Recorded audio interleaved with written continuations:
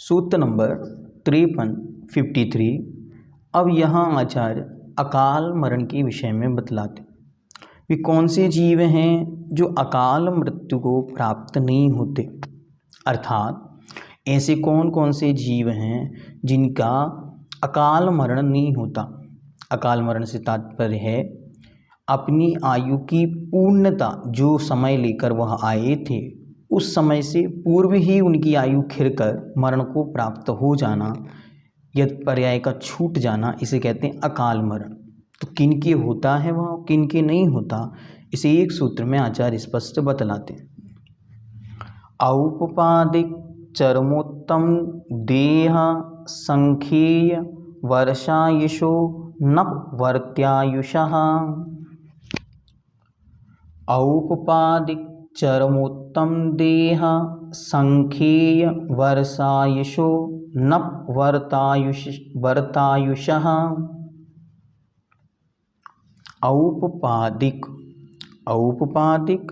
चरमोत्तम देह असंख्य वर्ष आयुष नपवर्त्यायुषः।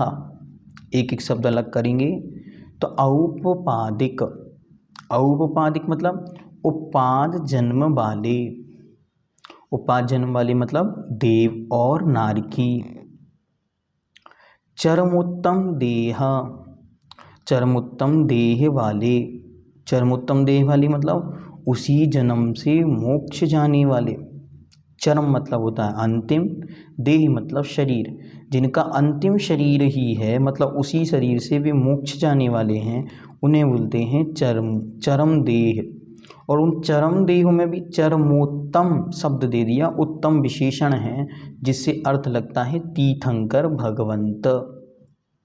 ठीक है, अभी दोनों प्रकार से अर्थ लगता है, वो दोनों बातें आपको बतलाएंगे।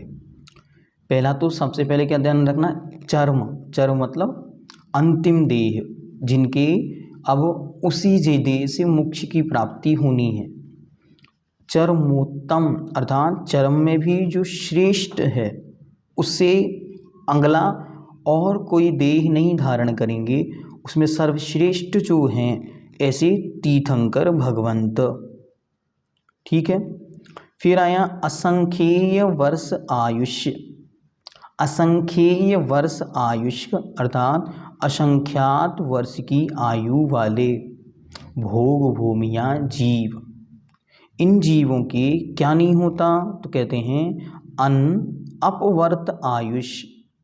अपवर्त आयुष का मतलब अपवर्तन हो जिनकी आयु में, अपवर्तन मतलब कम होना, तो जिनकी आयु कम होती है उन्हें कहते हैं अनअपवर्त आयुष, अपवर्त आयुष।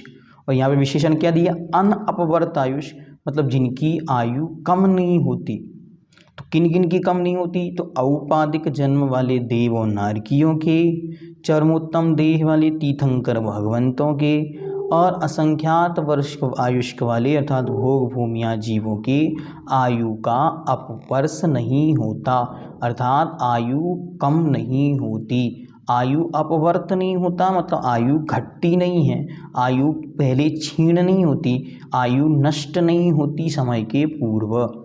सामान्य भाषा में इन जीवों के अकाल मरण नहीं होता। तो इससे अर्थ कैसे निकला कि अकाल मरण किनके होता है, तो पारिशेष न्याय के अनुसार, किसके अनुसार, पारिशेष न्याय के अनुसार जो जीव शेष बचे हैं उन सबका अकाल मरण संभव है। अब बचे कौन, तो कर्म भूमिज मनुष्य और कर्म भूमिज त्रियंच, इनके अकाल मरण संभव है। अच्छी तरह सूत्र का अर्थ लगाना। औपादिक अर्थात औपपादिक देह वाले, जन्म वाले, कौन कौन उपाद जन्म वाले, देव और नारकी। इसका चरमोत्तम देह तीर्थंकर भगवंत, असंख्येय वर्ष आयुष्क, असंख्यात वर्ष वाले अर्थात भोग भूमिया जीव। इनके अलावा अन्य जीवों के अकाल मरण या अपवर्ष आयु संभव नहीं है, मतलब इनकी आयु पूर्णता भोग कर ही देह को छोड़कर जाते हैं। तो पारिशेष न्याय से हमने क्या ग्रहण किया कि इनके अलावा अन्य शेष जो जीव हैं वे अपनी आयु को अधूरा भी भोग कर जाते हैं। कैसे जाते हैं वो पूरा एक प्रोसेस है, वो हम आपको बतलाएंगे।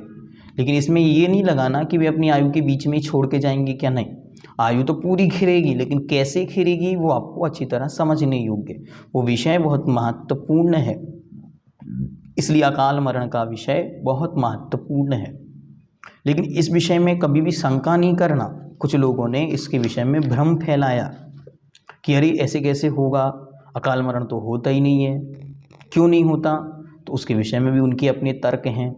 लेकिन इसके विषय में पवित्र जिन आगम में भगवान कुंद देव अष्टपाहुड़ ग्रंथराज पूज्यवर आचार्य भगवंत उमा स्वामी महाराज तत्वार्थ सूत्र अध्याय नंबर 2 सूत्र नंबर 53, पूज्यवर आचार्य भगवंत श्री राजवार्तिककार, इसी की जब उन्होंने टीका लिखी तो उन्होंने इसका खूब विस्तार से वहाँ वर्णन किया।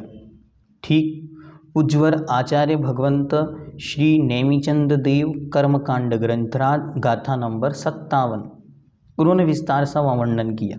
इस गाथा दिव्य व्यवस्थित किनके अकाल मरण किन कारणों से संभव है। पूज्यवर आचार्य भगवंत विद्यानंद महोदय तत्वार्थ श्लोक वार्तिक, वहाँ भी पूज्यवर ने बहुत अच्छी तरह इसका अकाल मृत्यु के विषय में आगम के रेफरेंस प्रमाण वहाँ पर उपलब्ध किए और गाथा भी दी।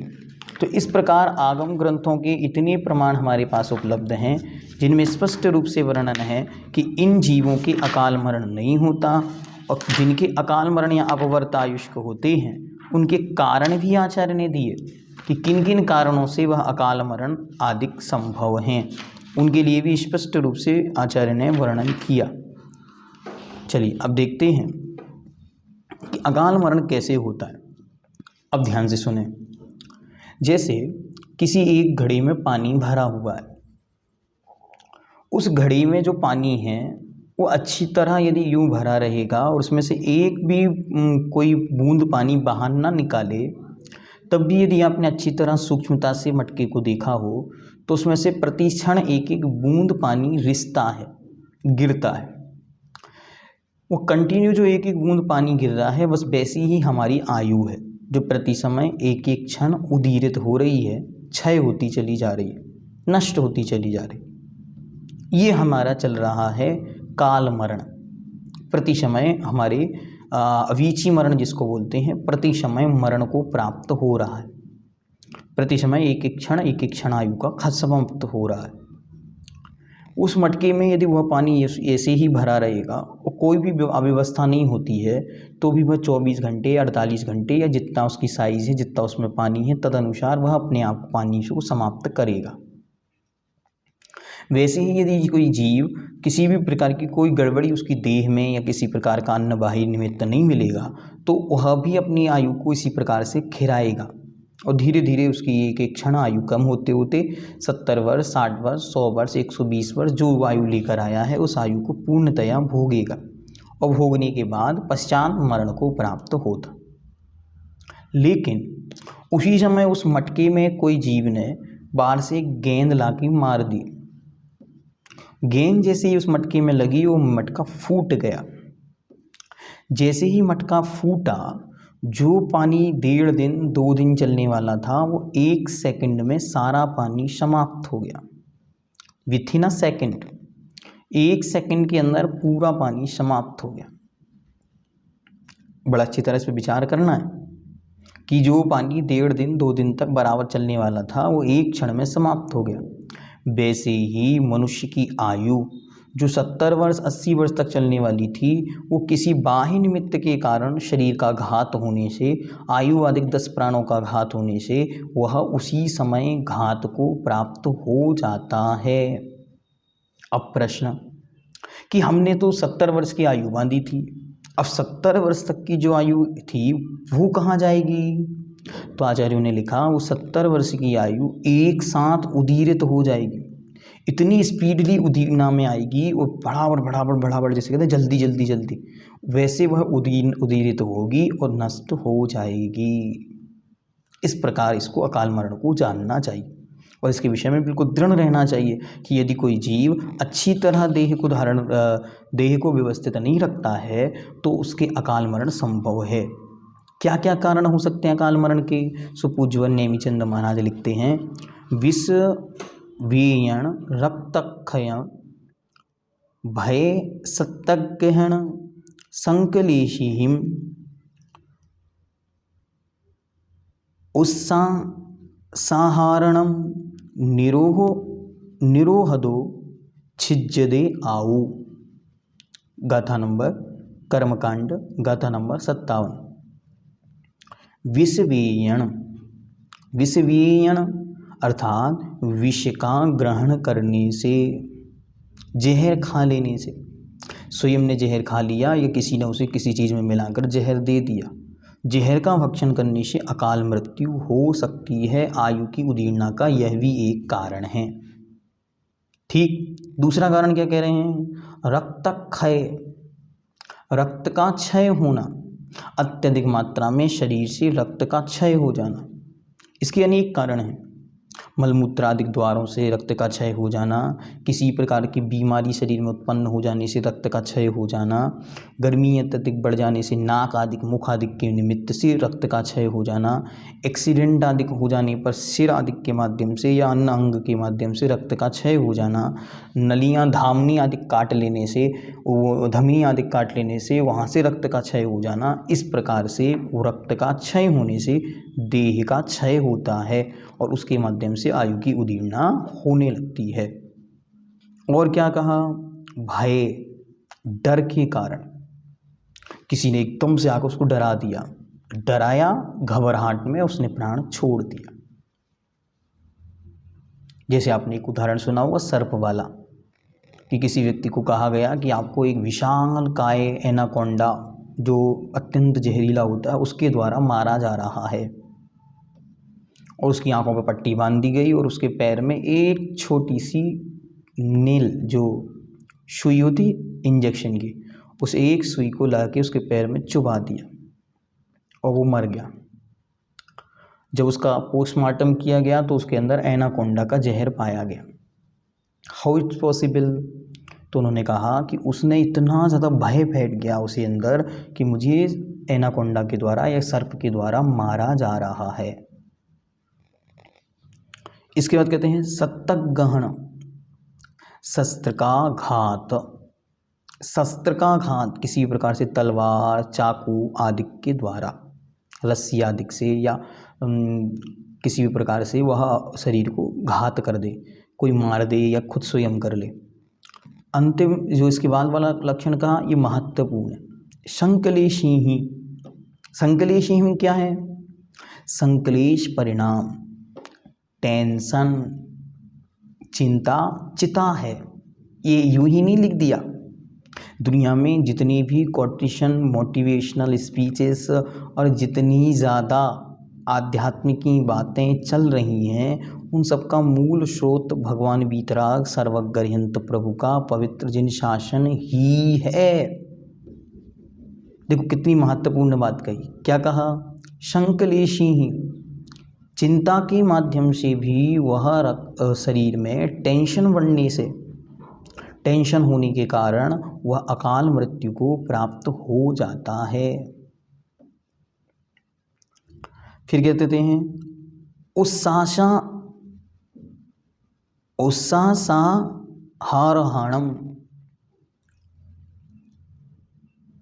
उत्साहारणम, उच्छ्वास का आहरण अर्थात श्वास का रोक देना या रुक जाना। हारायण किसी भी निमित्त से सांस का रोक देना, चाहे वह गले में फांसी आदि के माध्यम से सांस का रोक देना, रुदन हो, या नाक पर किसी प्रकार का आवरण करके या मुख पर किसी प्रकार का आवरण बांध के, और जैसे भी कर यदि सांस रुक जाए तो वह जीव मरण को प्राप्त हो जाता। जैसे आपने कोरोना काल में देखा कि उनकी श्वास लेने की, इनहेल करने की शक्ति ही समाप्त हो गई। तो श्वास पर वो बैक्टीरिया जो वायरस था वो श्वास नली और श्वास के संसाधनों, मतलब रेस्पिरेटरी जितना भी सिस्टम था उस रेस्पिरेटरी सिस्टम पर ही उसने पूर्णतया प्रहार किया। तो उस सांस जो सांस है उसका किसी भी रूप में उस सांस का अपहरण जो हुआ, वो श्वास का जो रुकना हुआ, उसी से वह हुआ। और अनंतिम कहते हैं आहाराणाम निरोधो, और आहार का निरोध कर देना, भोजन नहीं मिलना। 30-30 दिन, 35-35 दिन, 40-40 दिन तक जो बड़ी बड़ी साधनाएं करते हैं उनकी विशिष्टता अलग है। उसके अलावा अन्य कोई जीव यदि 7 दिन, 10 दिन, 15 दिन अन्न पानी जल कुछ भी ग्रहण नहीं करता है तो धीरे धीरे आयु का क्षय होने लगता है। इसलिए लंबी जब उपवास कोई जीव करता है तो उसका पहले बहुत अच्छी तरह मेडिकल चेकअप होता है, उसको समझाया जाता है, बताया जाता है कि इस प्रकार से करने से ये चीज़ हो सकती है। अगर कोई गड़बड़ी है तो तुरंत उसको समझा के बुझा के बतलाते। तो इसलिए ये क्यों, क्योंकि इसके माध्यम से आयु का क्षय संभव है। ये आचार्य भगवंत ने स्वयं लिखा, ये आगम का प्रमाण है। कर्मकांड ग्रंथराज गाथा नंबर 57। और पूज्यवर आचार्य भगवंत कुंद देव ग्रंथराज श्री अष्टपाहुड़ भावपाहुड़ के अंतर्गत, वहाँ से भी ये वहाँ पर भी 2 गाथाओं में इस प्रकार से वर्णन किया गया। सो आप सब अच्छी तरह इनका अध्ययन करें। इस प्रकार से कोई भी कभी भी जीवन में अज्ञान को प्राप्त नहीं हो कि नहीं अकाल मरण नहीं होता, हमको कुछ नहीं होगा। नहीं, देह छूटना, हाँ आत्मा अजर अमर है, उसकी मृत्यु कभी नहीं होती, लेकिन शरीर का छूटना होता है। इसके विषय में आचार्य ने बहुत अच्छी तरह इसका कथन किया।